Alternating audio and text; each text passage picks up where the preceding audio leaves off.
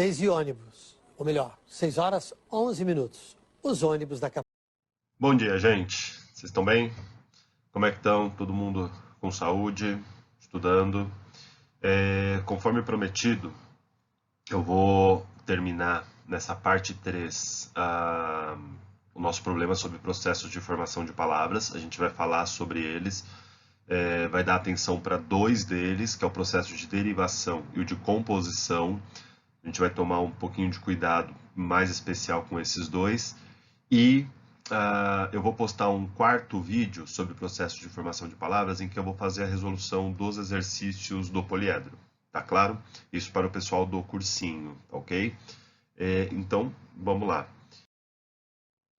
Quando a gente fala de processos de formação de palavras, deixa eu só ligar aqui para funcionar. Quando a gente fala de processos de formação de palavras, vamos recapitular algumas coisas, né? Um conceito que tem que estar muito claro para a gente, que aparece com uma frequência muito grande, é o conceito de neologismo. O que é um neologismo? Nossa, a letrinha tá difícil, hein? Um neologismo é uma palavra que não existe, certo? Mas que a gente pode criar. Lembra quando a gente fala de autores como Guimarães Rosa, como Mário de Andrade? A gente está falando de escritores que gostam de experimentar muito a linguagem e, consequentemente, experimentar a linguagem significa criar palavras novas, criar palavras que não existem, né? No caso do Guimarães Rosa, quem leu aqui o Augusto Matraga ou Sagarana como um todo, percebe que esse é um procedimento bem claro para ele, né? A ideia de que ele pode levar a linguagem ao limite. E para isso, ele cria neologismos. E o que é um neologismo? Neologismo significa uma palavra nova. Esse neo é de novo, logismo de palavra é uma palavra nova. E aqui vem uma pergunta importante pra gente. Se o Mário de Andrade, ou Guimarães Rosa, ou mesmo a Clarice, criam uma palavra nova, como que é possível que a gente entenda o que essa palavra quer dizer? Né? Se saiu da cabeça dele, como que é possível que a gente entenda? Porque, na verdade, ninguém cria um neologismo de nada, do nada. Né? O neologismo ele não surge do nada. O neologismo ele surge de morfemas conhecidos, porém, por meio de combinações novas. Então, um neologismo é sempre uma palavra que não existe, não é dicionarizada, mas ela é composta a partir de pedaços. Lembra da definição de morfema? É um pedaço de palavra que tem significado. Ela é formada a partir de pedaços que são conhecidos, senão a gente não conseguiria entender o que a palavra quer dizer. Tranquilo? Quando a gente fala de processos de formação de palavras, existem muitos, né? Eu vou enumerar alguns aqui. Por exemplo, existe o processo de abreviação. Quando a gente pega as iniciais de uma palavra e forma uma outra, né? Por exemplo, ONU, por exemplo, IBOP. Aliás, você sabe o que significa IBOP? É Instituto Brasileiro de Opinião Pública e Estatística, né? Ou quando a gente fala IBGE, então são abreviações, são palavras que não existiam e a gente formou a partir das iniciais, certo? Onomatopeia, lembra desse nome? Onomatopeia é um processo de formação de palavras, né? Então a gente cria palavras, né? Por exemplo, blá blá blá da conversa. Eu lembro a definição de onomatopeia quando a gente imita um som físico, transformando esse som em palavra. Ou quando a gente fala, sei lá, o chuá da chuva e assim por diante. Existe um processo de formação de palavras chamado redução. O que é a redução? É o que a gente fez, por exemplo, com a palavra moto. Certo? A palavra em si, como é que é? É motocicleta. Só que a gente pegou um pedaço dela, veja que é diferente da abreviação, a gente pegou um pedaço dessa palavra e passou a significar a palavra toda. Ou o que a gente fez com a palavra foto. Certo? enfim, ou tem um caso muito interessante que é o que a gente fez com a palavra pneu. Né? Em Portugal, por exemplo, não existe a palavra pneu, existe a palavra pneumático. E a gente fez o quê? A gente pegou um pedaço dessa palavra e passou a significar ela toda. Ou, por exemplo, uma gíria que eu mesmo criei, né? Isso daí é uma palavra minha, um neologismo meu, quando eu falo assim, as CRI. As CRI estão brincando. Quem que são as CRI? As crianças. Isso é uma gíria que eu mesmo criei. Tranquilo? Então, abreviação, onomatopeia, redução, muitas outras, tá ok? Mas o que vai interessar mesmo pra gente são essas duas aqui. A derivação e a composição. E aí, desculpa a letra que é muito difícil escrever com esse negócio. E aí atentem ao que eu vou dizer, né? A derivação forma palavras derivadas, tá claro? Guardem isso. E a composição forma palavras compostas. Qual que é então, professor, a diferença entre uma palavra derivada e uma palavra composta? A diferença é, quando nós temos uma palavra derivada, ela é formada, deixa eu pegar aqui uma corzinha aqui, ela é formada a partir de um radical, um único radical. Lembra da definição de radical? O morfema, o pedaço de palavra que também existe sozinho, como palavra isolada. E aí a gente faz alguma alteração nesse radical. Tranquilo? A gente vai ver quais são as alterações que podem ser feitas. Já a palavra composta é aquela que é formada por dois ou mais radicais. Então, por exemplo, quando a gente usou esse exemplo lá na aula anterior. Então a gente falou assim, deixa eu pegar aqui uma outra cor.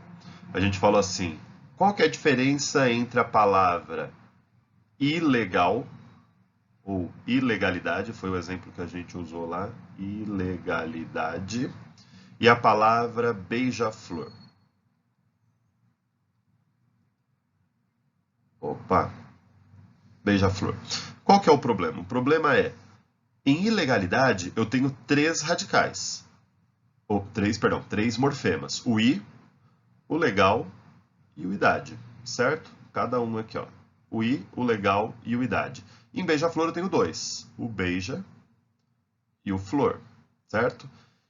Qual que é a diferença? A diferença é, ilegalidade é uma palavra derivada. Escrevendo bem espremido ali. Já beija-flor é uma palavra composta. Por quê? Porque ilegalidade tem um único radical, que é legal. O i, por mais que você saiba dizer o que significa, qual é a função que ele tem, ele não existe sozinho. Ele não existe como palavra isolada. A gente sabe que ele significa a ideia de negação. A gente sabe que o idade, como a gente falou lá no outro vídeo, ele serve para transformar um adjetivo, nesse caso ilegal, em um substantivo, ilegalidade. Agora, nenhum deles existe como palavra isolada. O único que existe como palavra isolada aqui é legal, algo relacionado à lei. Portanto, é uma palavra derivada, formada por apenas um radical, ao qual a gente fez uma alteração, que a gente já vai dizer qual é. E no caso de beija-flor? Beija-flor é formado por dois morfemas, que por um acaso são dois radicais. São duas palavras também que existem sozinhas. Tá claro para todos? Então, quando a gente está falando de palavra derivada, ou do processo de derivação, lembrem-se, a gente está falando de palavras cujo radical é apenas um. E ao qual a gente fez alguma alteração. Porque se a gente não fizer alteração nenhuma, a gente está falando de uma palavra primitiva, nem derivada nem composta, mas primitiva, um radical sem alteração, tipo sol, que foi o exemplo que a gente usou. Tranquilo? Então, por exemplo, quando a gente fala de palavra derivada, existem 5 processos, minha mão está aqui, 5 processos que podem ser feitos quando uma palavra é derivada. Os 3 primeiros são muito fáceis, eu vou passar bem rapidinho por eles. O que vai interessar mesmo são os 2 últimos, ok? Então, por exemplo, quando a gente tem uma palavra derivada, ela pode ter sofrido o processo de derivação prefixal. Bom, como o próprio nome já diz, a gente faz o quê? A gente pega o radical e coloca um prefixo. Tranquilo? Então, por exemplo, eu vou pegar aqui a palavra, o verbo fazer. Posso colocar aqui dois prefixos. Vamos pensar. Desfazer e refazer. Então, eu estou dizendo que tanto desfazer quanto refazer são palavras derivadas por prefixação, ou que sofreram derivação prefixal. Tranquilo? O radical delas é o fazer, o des e o re são prefixos. E a gente sabe dizer o que significa cada um deles, né? O des tem a ideia de processo contrário. O re tem a ideia de repetição. Tranquilo? Agora notem, eles são prefixos, eles não são radicais. Por quê? Porque eles não existem sozinhos. Você fala assim, você vai de novo ao cinema? Re. Não, não é isso. Mas você fala, vou de novo. Re. Não. O re tem a ideia de novo, de repetição, desde que ele esteja grudado em um radical. Lembra que a gente definiu prefixo e sufixo como morfemas presos. Eles não existem isolados, ok? Tranquilo? Vou deixar esse exemplo, passando uma amostra aqui. Pronto. E depois a gente vai voltar a ele para comparar uma outra coisa. Agora, por exemplo, derivação sufixal. O que é a derivação sufixal? Bom, se prefixal é pegar o radical e colocar um prefixo, a sufixal é pegar o radical e colocar um sufixo, certo? Então, eu vou pegar aqui o verbo... Eu vou pegar o adjetivo moral. E aí vamos colocar aqui alguns sufixos. Por exemplo, moralizar, moralmente, moralista. Percebem que cada um desses pedaços aqui não existem sozinhos. Tomem cuidado com esse mente. Mente não é mind aqui. Mente aqui é um sufixo, vocês se lembram dele? Que serve para transformar um adjetivo em um advérbio, tá claro? Cada um deles só existe colado em um radical para dar com alguma função que a gente já vai dizer qual é, perfeito? O que eu quero que a gente retire dessa história toda? Uma coisa realmente importante para a gente. Percebam que a derivação prefixal promove muito mais uma alteração ligada ao sentido, ao significado. Tranquilo? Por exemplo, nesse caso de desfazer, refazer e fazer. Todo mundo aqui é verbo. A diferença entre desfazer e refazer é de significado. Já no caso da derivação sufixal, percebam que a alteração que a gente promove aqui é muito mais ligada à classe, à classificação. Tranquilo? Por exemplo, moral pode ser um substantivo ou um adjetivo. Moralizar é claramente verbo. Moralmente é um advérbio. Moralista é um substantivo. Então, geralmente, a gente está promovendo alterações ligadas à classe, à classificação. Tranquilo? Vou pegar um outro caso aqui só para a gente avançar um pouquinho. Vou pegar aqui, por exemplo, o verbo pensar. Fala para mim qual que é o substantivo da mesma família do verbo pensar. Pensação? Não. Pensamento. Olha o que a gente fez para formar pensamento. Eu tirei esse R, porque R, lembrem-se, é desinência própria de verbo, e coloquei aqui um sufixo mento. Esse sufixo ele tem que função? Ele tem uma função de classe. Ele transformou um verbo em um substantivo. Tranquilo? E ele faz isso mesmo. Por exemplo, do verbo crescer, eu formo o substantivo crescimento. Do verbo nascer, nascimento. Do verbo falecer, falecimento. Do verbo desenvolver, desenvolvimento. Tranquilo? Então, isso daí é derivação sufixal. Bom, o que é a derivação parasintética? Essa daqui eu vou colocar a definiçãozinha pra gente. Derivação parasintética é quando ocorre prefixação e sufixação simultâneas. Fácil, professor. A gente já tem um exemplo, aquele exemplo do vídeo anterior, em que a gente usou, deixa eu pegar uma corzinha aqui, em que a gente usou a palavra ilegalidade. Por que esse seria um exemplo? Vamos pensar. Eu tenho aqui um radical, eu tenho aqui um prefixo e eu tenho aqui um sufixo. Então eu tenho prefixo, sufixo, um único radical, portanto a palavra realmente é derivada. Coloquei prefixo e sufixo, certo? Certo? O que vocês acham? Não. Esse daqui não. Esse daqui não serve. Por que não? Porque não são simultâneas. Como assim, professor? Tem os dois aí, ó, prefixo e sufixo. Como que não é simultâneo? O problema é, não existe a palavra ilegal? Sim ou não? Não existe a palavra legalidade?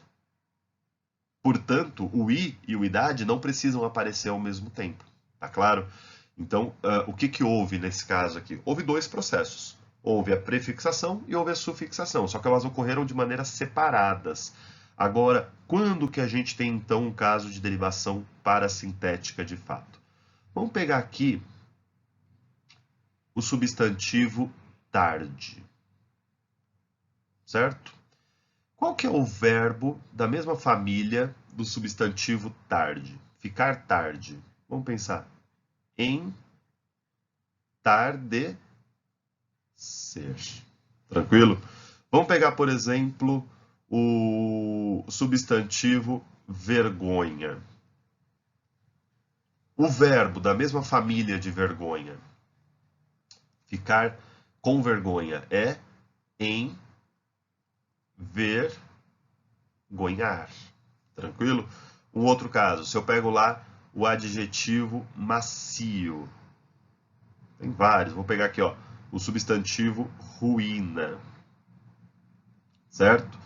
Como que é o verbo da mesma família de macio? Ficar macio é amaci, aí sai esse o, amaciar. Tornar uma ruína é arruinar. Tranquilo? Então, olha o que aconteceu nesses casos. Eu realmente tive que colocar prefixo e sufixo.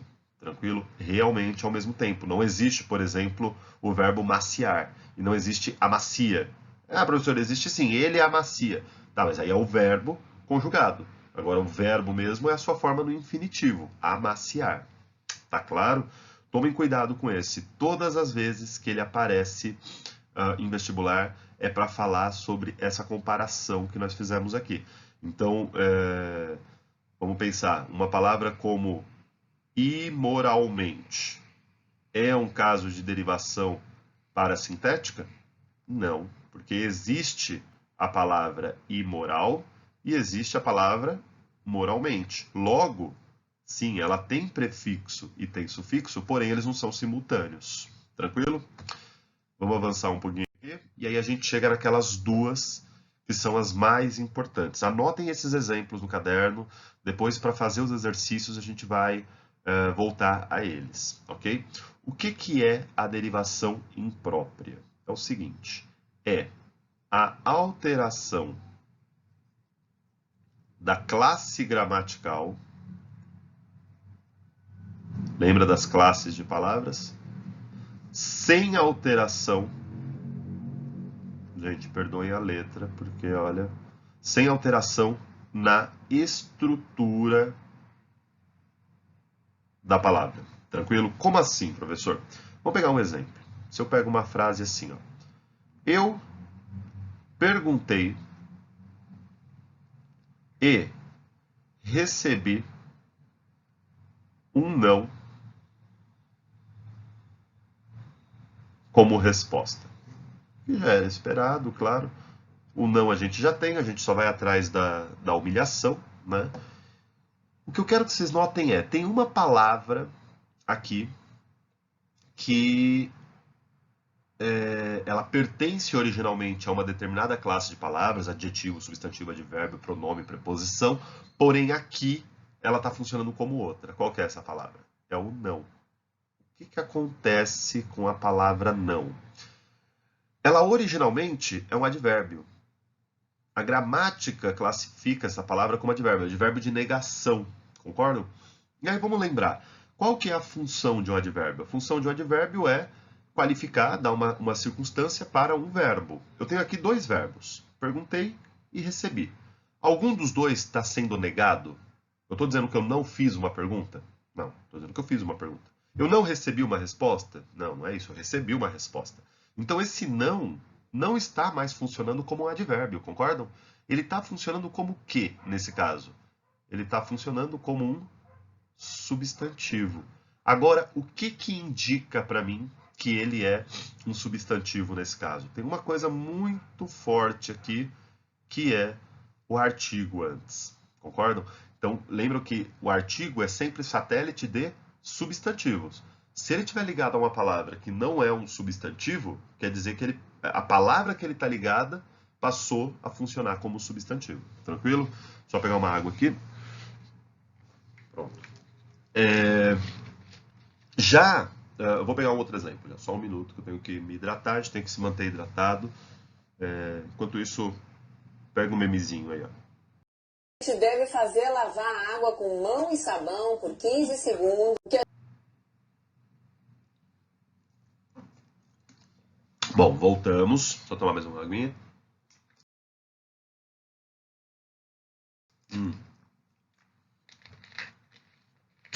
Vamos pegar um outro exemplo. Professor, é sempre de advérbio para substantivo? Não. É de qualquer classe para qualquer classe. Acontece que transformar... Opa, eu voltei aqui. Acontece que transformar em substantivo é o caso mais comum. Tranquilo? É muito fácil transformar em substantivo. É só colocar um artigo na frente. Tranquilo? E aí a gente vai para o último caso de derivação, que é a derivação regressiva. Tome muito cuidado com essa. A derivação regressiva só existe em um caso. Tá claro? Qual? Na transformação de verbos em substantivos. Ah, professor, então, se vocês se lembram bem, a gente já usou um exemplo desse. Lembra do verbo pensar? Eu peguei o substantivo pensamento. Porém, lá a gente chamou de derivação sufixal. Vou colocar esse exemplo aqui em cima. Então a gente falou lá, ó, do verbo pensar, eu formei pensamento. Não é, professor, um caso, então, de transformação de verbo em substantivo? É. Só que para isso eu coloquei um sufixo. Tá claro? Agora a gente não vai colocar nada. Vocês vão ver que, pelo contrário, olha o nome, derivação regressiva. No lugar de colocar morfemas, a gente vai só retirar. Qual morfema que a gente vai retirar? Justamente aquele que é usado para verbos, aquele IR no final. Então, por exemplo, vamos pegar aqui o verbo ameaçar. Como que é o substantivo da família do verbo ameaçar?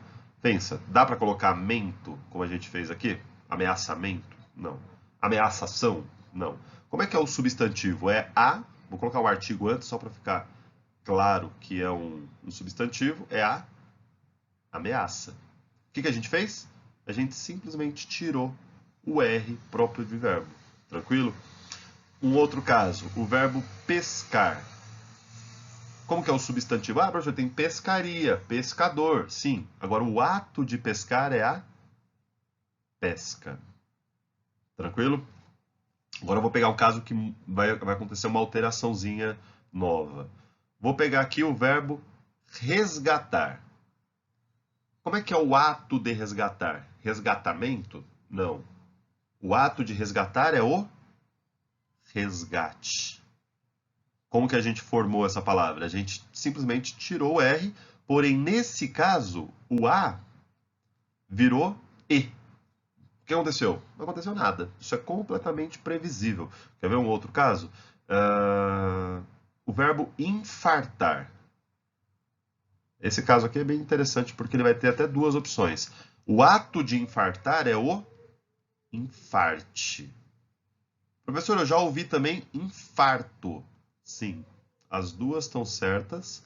E percebam que nos dois casos a gente tirou o R, só que o A, né, esse A a vogal temática aqui, virou E nessa primeira versão, O nessa segunda versão. A gente vai ver que existem outras palavras que também se transformam essa vogal em O, tranquilo? Mas antes disso, essa troca de vogal também pode ser o contrário. Olha bem, do verbo escolher. Como é que é o ato de escolher? A escolha. Então, tirei o R, terminação de verbo, e o E virou A, que foi o contrário do que aconteceu aqui em resgatar. Tá claro? Ou um último exemplo aqui com esse terminado em E, depois a gente vai para o caso mais importante, que são os terminados em O. O verbo vender. O ato de vender. Eu tiro esse R e o E vira a venda. Tranquilo? Por último, percebam que o que aconteceu até aqui. Até aqui a gente teve esse primeiro caso em que o A continuou A, nessa alteração de verbo para substantivo. Esse segundo caso em que o A, a última vogal, né, eu tirei o R, o A virou E, ou pode ser o contrário, o E virou A, certo? E tem um terceiro caso que é muito produtivo em português, que acontece muito, que é quando esse A do verbo, geralmente são verbos terminados em A, ele vira um O. Por exemplo, o verbo roubar. O ato de roubar é o roubo. O verbo abandonar. O ato de abandonar é o transformar em substantivo. Olha, vou tirar o R e vou transformar em o. Vou escrever um pouquinho para baixo, porque o vídeo está aqui, ó. Abandono. Tranquilo? Esse terceiro caso, então, em que o A vira O. Tá claro? Detalhe. A derivação regressiva, como eu disse para vocês, ela só serve para formar substantivos, aqui, a partir de verbos, certo? Tudo isso que aconteceu aqui. A gente pode pegar vários outros casos, sei lá, o verbo informar, você tem o informe, ou você tem a informação. São palavras formadas a partir da mesma base, mas por processos diferentes. Informação por derivação sufixal, informe por derivação regressiva. O que eu quero que vocês notem é todos os substantivos formados por derivação regressiva, a gente chama de substantivos deverbais. Como assim, professor? Por duas razões eles têm esse nome. Porque eles vêm de verbo e porque eles têm ideia de ação. Todos esses substantivos têm ideia de ação. Então, ameaça é o ato de ameaçar, resgate é o ato de resgatar, venda é o ato de vender. Tranquilo? Isso não acontece com todos os substantivos. Por exemplo, substantivo garrafa. Qual que é o ato do quê? Não é ato de nada, é um objeto, né? Existe o verbo formado a partir de garrafa, certo? Aqui, a minha. Porém, é o verbo engarrafar, formado por derivação parasintética. Tranquilo? E aí, para terminar, a gente vem aqui para as palavras compostas. Só para a gente relembrar, uma palavra composta, diferentemente de uma palavra derivada, ela é formada por dois ou mais radicais. Lembrando, radical é aquele pedaço de palavra que também existe isoladamente, tranquilo? Bom, quando a gente fala de composição, a coisa é um pouquinho mais simples. A gente só tem dois processos, justaposição e aglutinação. Eu vou colocar aqui dois exemplos e a gente vai trabalhar com esses dois exemplos. Um deles é o que a gente já trabalhou, que é o caso de beija-flor. Por que ela é composta? Porque ela é formada por dois pedaços que também existem sozinhos. Agora eu vou pegar um outro caso aqui, que é a palavra lobisomem. Ela também é composta, né? Quais são os radicais que estão envolvidos aqui? Lobo e homem. A gente sabe que a origem dessa palavra é essa. Ou vou pegar mais um outro parzinho de palavras aqui, que na verdade são as coisas que a gente consegue sobreviver nessa quarentena, né? Então, passatempo.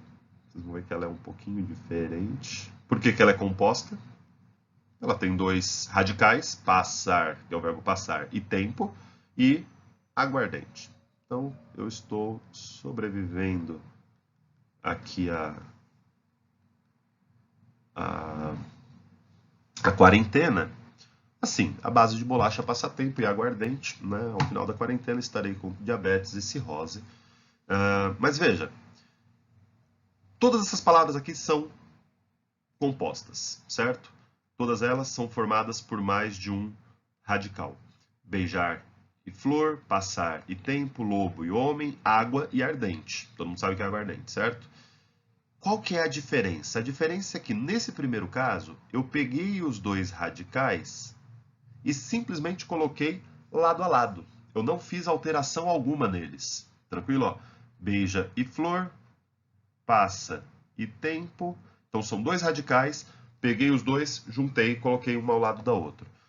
Já no caso da aglutinação, aliás, só um detalhezinho, esse é o próprio significado da palavra justapor. Justapor significa pegar duas coisas e colocar lado a lado, certo?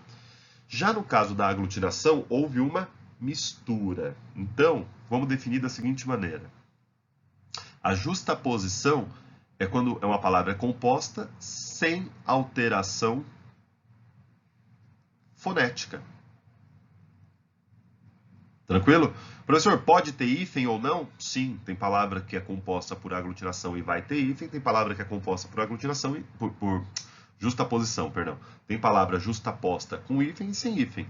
Por exemplo, o caso de girassol. Esse é um caso bem importante pra gente. Você fala, professor, beleza, tem aí, eu sei quais são os dois radicais. Girar, é o verbo girar, gira, e sol. Só que quando eu escrevi, formaram dois S's. E eu, no original não tinha dois S. Sim, mas os dois S apareceram justamente para quê? Para que não houvesse alteração fonética. Né? Então trata-se sim de uma palavra justaposta. Já no caso da aglutinada, eu peguei lá os dois radicais, lobo e homem, e quando eu juntei, o que houve? Houve alteração fonética. No caso de aguardente, eu peguei lá o radical água, o radical ardente, e quando eu juntei, um dos A se perdeu. Eu não sei qual, também não importa. O que importa é, houve alteração fonética. Então a palavra aglutinada é aquela palavra que eu peguei dois radicais e quando há alteração fonética. Tranquilo? Professor, uma palavra composta pode ter três radicais? Pode. Por exemplo, mão de obra, cana de açúcar. São palavras compostas por justaposição e com três radicais. Três morfemas que são três radicais. Tranquilo? Gente, daqui a pouquinho eu posto o vídeo com a resolução dos exercícios do poliedro sobre esse assunto. Provavelmente vão ser 2 vídeos para não ficar extremamente extenso, porque esse daqui já ficou bem extenso. E é isso, ok? Foi um prazer. Até daqui a pouquinho nos exercícios. Estou aberto aí para tirar dúvidas, ok? Um abraço, gente.